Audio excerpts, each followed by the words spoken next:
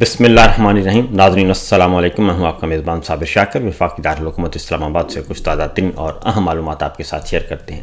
پاکستان کے حالات و واقعات، سیاسی صورتحال پر ایک نظر. آج ہے 20 مئی اور دن ہے منگل کا. آج کے دن اڈیالہ جیل سے ایک بڑی خبر کی توقع ہے.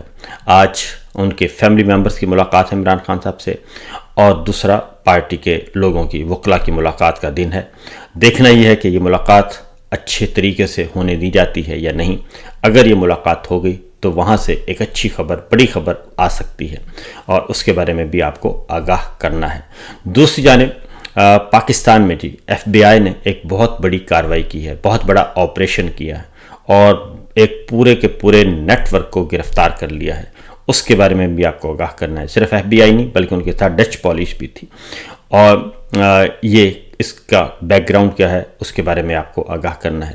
تیسرا یہ کہ عمران خان صاحب کے ساتھ مذاکرات، اور جو خبریں آ رہی ہیں ان مذاکرات کی خبروں نے اڈیالہ جیل کے مقیم عمران خان صاحب نے ایک نیا تنازع کھڑا کر دیا ہے. اور وہ تنازع ہے جناب نواز شریف صاحب اور مریم صاحبہ اور جناب جی ایچ کیو کے درمیان.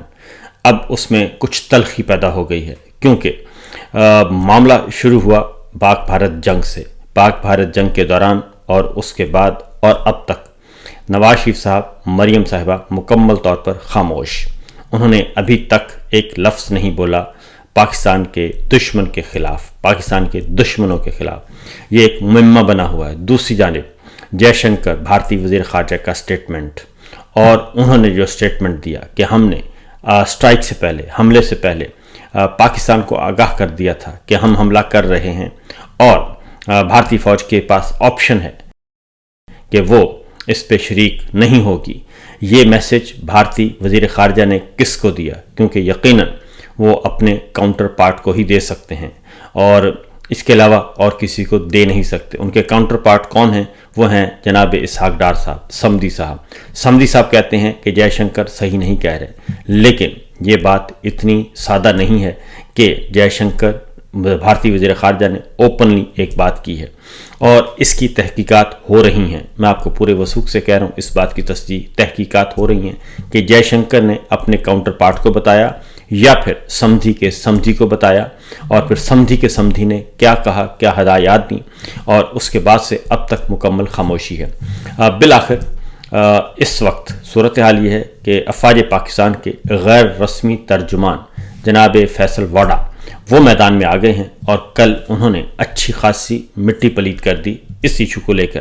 کیونکہ پاک بھارت جنگ کو لے کر جس طریقے سے خاص طور پہ نون لیگ، اور خاص طور پہ نون لیگ کا جو حکمران خاندان ہے، جس طریقے سے انہوں نے پاک بھارت جنگ کو ایک مذاق بنایا اور نواز شریف صاحب کو ایک سپہ سالار کے طور پر پیش کیا، اور مختلف طریقوں سے جھوٹ بولا، اور سارے کا سارا یہ کہا کہ سارے کا سارا جنگ ڈیزائن ہی نواز شریف صاحب نے کیا، اور انہی کی ہدایات پہ چلتے ہوئے یہ جنگ جیتی گئی.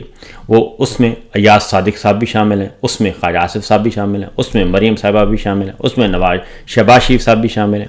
گو کہ جو جتنے منہ اتنی باتیں، اور ان سب نے بتا دیا کہ یہ سارے کا سارا کریڈٹ جو ہے وہ نواز شریف صاحب کو جاتا ہے.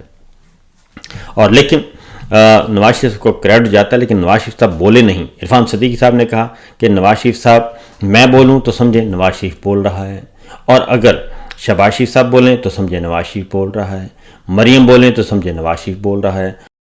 اور انہوں نے بھی یہ بات نہیں کی. لیکن کل ہوا یہ کہ بالآخر پیمانہ صبر جو ہے وہ جی ایچ کیو کا ہوا لبریز، اور انہوں نے ایک بات کی ہے، اور انہوں نے دو ٹوک انداز میں بات کی ہے. کل فیصل واڈا میدان میں آئے، اور انہوں نے کہا کہ بیانات دیے کہ ہم نے جہاز بنا دیا، ایک کمرے سے آپریشن چلا رہے ہیں. نالائق اولاد کو والد کے لیے شرمندگی کا باعث نہیں بننا چاہیے. آپ نواز شریف کا مذاق بنا رہے ہیں. واٹ ربش! یہ کوئی لاجیکل بات ہے؟ افواج اور قوم کا مذاق بنا رہے ہیں. یہ انہوں نے کل استعمال کیے مختلف ٹی وی پروگرامز میں آ کے. انہوں نے کہا کہ ہالی ووڈ سے جنگ ہوتی تو ٹک ٹاک حکومت، پنجاب حکومت یعنی کہ مریم صاحبہ لازمی جیتتی. پھر انہوں نے کہا کہ نواز شریف کی جنگ کے دوران مجرمانہ خاموشی تھی. ٹک ٹاک صوبائی حکومت کی معنی خیز خاموشی کو سب نے محسوس کیا. یہ نہ تو پڑھے لکھے ہیں اور نہ ان میں شعور ہے.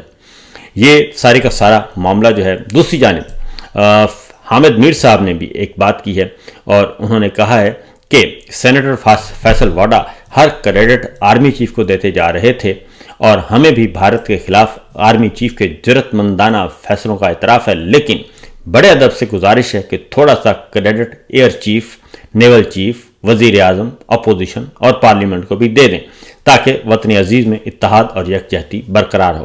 فیصل واڈا صاحب کی یہ گفتگو جو ہے جی، اس گفتگو کو اب ہر کوئی اپنے اپنے الفاظ میں بیان کر رہا ہے، لیکن حقیقت یہ ہے کہ انہوں نے یہ گفتگو کی اور اس گفتگو کے بعد یہ سیدھا سیدھا میسیج تھا جاتی عمرہ کو، نواز شریف صاحب کو، مریم صاحبہ کو، کہ جناب آپ نے جو کرنا تھا وہ کر دیا، جو گند گھولنا تھا گھول دیا، تو اب آپ پہ وہی سوال، وہی کویشچن دوبارہ سے لگ گیا ہے۔ اب کیونکہ یہ ساری صورتحال، یہ اتنی تلخی کیوں ہوئی ہے؟ یہ اس لیے ہوئی ہے کہ عمران خان صاحب کے ساتھ پاک بھارت جنگ کے دوران مذاکرات کی کہانی اور ملاقات کی کہانی اس وقت زبان زد عام ہے، اور یہ ساری کی ساری خبریں اسٹیبلشمنٹ اور نون لیگ کے جو جرنلسٹ ہیں ان کے ساتھ جڑے ہوئے زیادہ تر وہ لوگ دے رہے ہیں۔ انہوں نے یہ سلسلہ شروع کیا۔ اس کے بعد میاں صاحب اور ظاہر ہے مریم صاحبہ بہت زیادہ پریشان ہیں اور بار بار یہ کہلوایا گیا، پوچھوایا گیا کہ جناب یہ کیا ہو رہا ہے، اور ظاہر ہے وہ آگے وہ بھی زچ ہوئے ہیں، اور چونکہ امبیرسمنٹ بہت ہو رہی ہے کہ ایسا کیا راز ہے کہ یہ بول نہیں رہے بھارت کے خلاف۔ بہرحال اس پہ ہی یہ سارے کا سارا جو فیصل واڈا صاحب نے جواب دیا ہے، یہ ان ساری باتوں کا جواب ہے کہ جو آپ ہوتے کون ہیں ہم سے پوچھنے والے کہ ہم نے ملاقات کی یا نہیں کی، ہم نے پیغام پہنچایا یا نہیں پہنچایا۔ پھر D G I S P R کی طرف سے سیاسی جماعتوں، پاکستان تحریک انصاف کا، سوشل میڈیا کا، ڈیجیٹل میڈیا کی تعریف کرنا، اور پھر آرمی چیف کی تعریف کرنا، آرمی چیف نے بھی شکریہ ادا کیا۔ یہ سارے جو شکریہ ادا کر رہے ہیں یہ نواز شریف صاحب اور مریم صاحبہ کو ہضم نہیں ہو رہے۔ تو اس بارے میں کافی تفصیل سے پہلے بھی بات ہو چکی، لیکن فی الوقت میں آپ کو بتا دوں کہ یہیں سے تنازع شروع ہوا، اور پھر کل فیصل واڈا آئے اور انہوں نے آ کے ساری کہانی بیان کر دی کہ جناب آپ اپنی اوقات میں رہیں، اور جو کام جنرل صاحب کا ہے وہ جنرل صاحب کریں گے، جو ملٹری لیڈرشپ کر رہی ہے وہ کریں گے۔ آپ کے پاس فارم 47 ہے، آپ اپنا منہ بند رکھیں، اور منہ بند نہیں رکھ سکتے جب بھی کھولیں تو صحیح کھولیں، اور پاکستان کے اصلی نسلی دشمنوں کو آپ للکاریں جو کہ آپ نہیں للکار رہے، تو بہرحال وہ للکاریں گے بھی نہیں۔ اب آتے ہیں آج کا دن ہے منگل کا، تو منگل کے دن جی ملاقات کا دن ہوتا ہے، تو آج ملاقات ہے، اور علیمہ خان صاحبہ، عظمیٰ خان صاحبہ اور نورین نیازی صاحبہ نے جانا ہے ملاقات کے لیے، تو دیکھنا ہے کہ آج ملاقات ہونے دی جاتی ہے یا نہیں۔ پچھلے ہفتے ملاقات ہوئی تھی عمران خان صاحب سے، اور بڑے خوشگوار انداز میں ہوئی تھی، تو آج پھر وہی رپیٹ ٹیلی کاسٹ ہے، تو اگر ملاقات ہو جاتی ہے تو یقیناً آج علیمہ خان صاحبہ عمران خان صاحب سے پوچھیں گی کہ جناب بتایا جائے کہ باہر یہ باتیں ہو رہی ہیں، کیا آپ کے ساتھ کوئی ملاقات ہوئی، کیا آپ کو جیل سے لے جایا گیا حفاظتی طور پہ جنگ کے دوران؟ تو یہ ساری باتیں آج سامنے آ جائیں گی، اور اگر یہ آتی ہیں تو ایک بہت بڑی خبر ہوگی، اور اس بڑی خبر کے بعد معاملات کس طرف جائیں گے اس بات کا بخوبی اندازہ لگایا جا سکتا ہے۔ اب آتے ہیں ایک اور خبر کی طرف جی، اور وہ خبر ہے کہ پاکستان کے اندر 15 اور 16 مئی کی درمیانی شب امریکی ادارے FBI نے اور ڈچ پولیس نے اور پاکستان کی پولیس نے FIA نے ایک آپریشن کیا ہے، اور اس آپریشن میں امریکی فیڈرل بیورو آف انویسٹیگیشن اور ڈچ پولیس کے تعاون سے لاہور اور ملتان میں ایک مشترکہ کارروائی کی گئی، جس میں ایک بین الاقوامی سائبر کرائم کے گروہ کو بے نقاب کیا گیا، اور اس کارروائی کے دوران 21 ملزمان کو گرفتار کیا گیا، اور کروڑوں ڈالر مالیت کے ڈیجیٹل فراڈ اور سائبر جرائم میں ملوث تھے یہ لوگ، اور 15 اور 16 مئی کو یہ سلسلہ شروع ہوا۔ آگے اس کی تفصیل موجود ہے، گرفتار لوگوں کے نام موجود ہیں، اور یہ جعلی ویب سائٹس ہیں، کچھ سیکورٹی سافٹ ویئر سے کا سلسلہ ہے، IT ریلیٹڈ سارا کام ہے، اور اس میں جو بڑی بات ہے جی، اور اس میں کروڑوں روپیہ بھی برآمد کیا گیا، یہ تقریباً $50 ملین سے زائد کا نقصان پہنچایا ہے امریکہ میں، اور جبکہ یورپی ممالک میں مزید 63 مقدمات کی تحقیقات ہو رہی ہیں۔ یہ انٹرنیشنل گروہ ہے اور پاکستان میں ان کے سرغنہ تھے، اور پاکستان ان کا بیس کیمپ تھا، اور یہ لاہور، ملتان اور دیگر جائیدادوں سمیت حکام نے 48 کروڑ روپے مالیت کے اثاثے منجمد کر دیے ہیں۔ یہ اتنا بڑا کیس ہے کیونکہ ساری کی ساری انویسٹیگیشن FBI نے اور ڈچ پولیس نے مکمل کی تھی، اور اس کے بعد پاکستان سے رجوع کیا گیا، اور اس کے بعد یہ کارروائی عمل میں لائی گئی ہے۔ آئی تھنک یہ اب تک کی قریب تاریخ میں یہ بہت بڑی کارروائی ہے جو کہ FBI نے اور ڈچ پولیس نے پاکستان میں کی ہے۔ تو یہ تو ہیں جناب آپ کی سیاسی اور خبریں۔ اب آپ دیکھتے ہیں، اب آگے ایک اور خبر ہے، اور وہ ہے جناب ایک مخصوص نشستوں کا کیس چل رہا ہے سپریم کورٹ آف پاکستان میں۔ پاکستان تحریک انصاف کو مخصوص نشستیں ملنا تھیں، خواتین کی اور اقلیتوں کی۔ سپریم کورٹ فیصلہ دے چکا، لیکن اس فیصلے پر ابھی تک عمل درآمد نہیں ہوا، اور اب غیر آئینی 26ویں ترمیم کے نتیجے میں جو ایک سو کالڈ آئینی بینچ تشکیل دیا گیا ہے جو کہ غیر آئینی ہے، اور اس کے بارے میں ابھی فیصلہ ہونا باقی ہے۔ وہ بینچ ہے، مخصوص سرکاری جج ہیں اور سرکار ہی حکومتی جج ہیں، نون لیگ کے لائک مائنڈڈ جج ہیں، وہ سب کے سب اس میں موجود ہیں اور وہ یہ سارا کچھ کر رہے ہیں، اور اس پہ بہت سارے سوالات اٹھے ہیں، اور خاص طور پہ بینچ کے سربراہ جسٹس امین کے خلاف، امین کے بارے میں، کیونکہ کل سوال کیا گیا کہ جناب پہلے جو ایک روایت ہے، روایت نہیں بلکہ قانون ہے طے شدہ، کہ جو ریویو پیٹیشنز ہیں وہ ریویو پیٹیشنز بھی وہی بینچ سنتا ہے، وہ جو اویلیبل بینچ جنہوں نے فیصلہ دیا ہوتا ہے، لیکن اس بار یہ ہو رہا ہے کہ وہ ان میں سے اکثر ججز کو شامل ہی نہیں کیا گیا، میجورٹی کو شامل نہیں کیا گیا جنہوں نے فیصلہ دیا تھا۔ ہاں البتہ جو اپوز کرنے والے تھے ان کو شامل کیا گیا، اور وہ کون تھے؟ وہ یہی دو ہونہار جج تھے، جسٹس نعیم افغان اور جسٹس امین الدین جو ہیں، یہ مخالفت میں پیش تھے، وہ شامل کر لیے گئے۔ جنہوں نے حق میں فیصلہ دیا تھا وہ شامل نہیں کیے گئے، جسٹس منصور علی شاہ صاحب، جسٹس منیب اختر صاحب، عائشہ ملک صاحب، عقیل عباسی صاحب، ان کو شامل نہیں کیا گیا۔ اور اس کا مطلب بڑا کلیئر ہے کہ یہ جو مخصوص نشستیں ہیں جو کہ پاکستان تحریک انصاف کی بنتی ہیں، وہ سب کی سب نشستیں نون لیگ، پیپلز پارٹی کو دینا مقصود ہیں، اور اس حمام میں پیپلز پارٹی، نون لیگ، JUI سب کے سب، MQM سب ننگے ہیں، کاف لیگ سب ننگے ہیں، اور سب یہ پہنچے ہوئے ہیں سپریم کورٹ آف پاکستان میں۔ نون لیگ بھی پہنچی ہے، پیپلز پارٹی بھی پہنچی ہے۔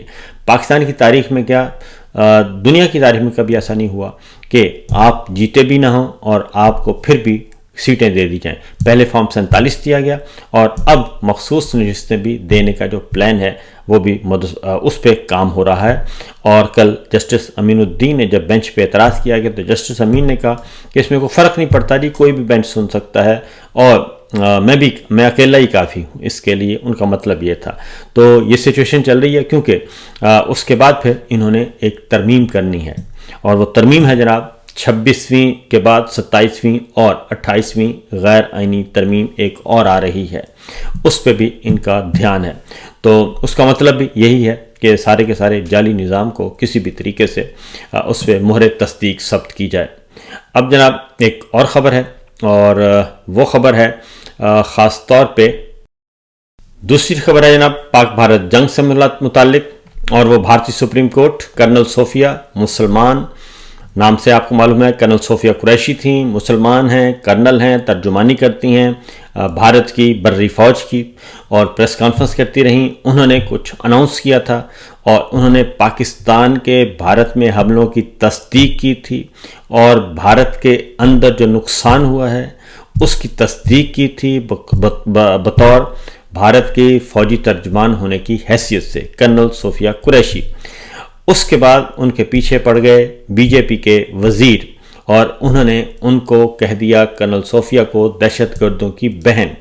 اور اس کے بعد پھر بھارتی سپریم کورٹ میں معاملہ یہ پہنچ گیا ہے، اور کرنل صوفیہ قریشی کے خلاف متنازع بیان دینے پر مودی سرکار کے وزیر کے خلاف تحقیقات کے لیے اسپیشل انویسٹیگیشن ٹیم تشکیل دینے کا حکم دے دیا ہے۔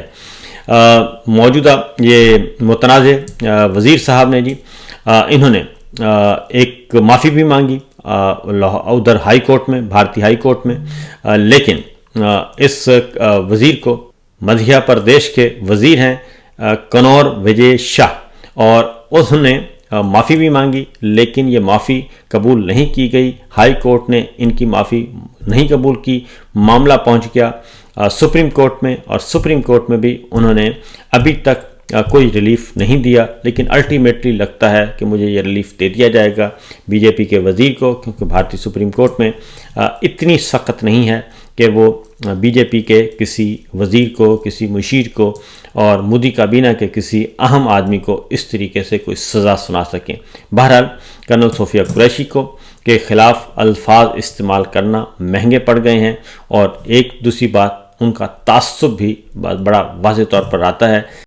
حالانکہ جو فوج میں جب بھرتی کیا جاتا ہے تو اچھی طرح سیکورٹی چیک کی جاتی ہے اور اس کے بعد کیا جاتا ہے، اور پھر وہ کرنل کے عہدے تک پہنچ گئیں، پھر بھارتی فوج کی ترجمانی کر رہی تھیں، تو ایسی خاتون فوجی افسر کو محض مذہب کی بنیاد پہ دہشت گرد کہنا، دہشت گردوں کی بہن کہنا، یہ از خود ایک بہت بڑا سنگین مذاق ہے۔ تو دیکھتے ہیں وجے کمار شاہ کے بارے میں کہ ان کو کچھ ملتا ہے یا پھر نہیں ملتا، اور کرنل صوفیہ قریشی کو انصاف ملے گا یا پھر وجے کمار شاہ کو وہی اس میلے کے ہیرو قرار پائیں گے۔ اجازت دیجیے، اللہ حافظ۔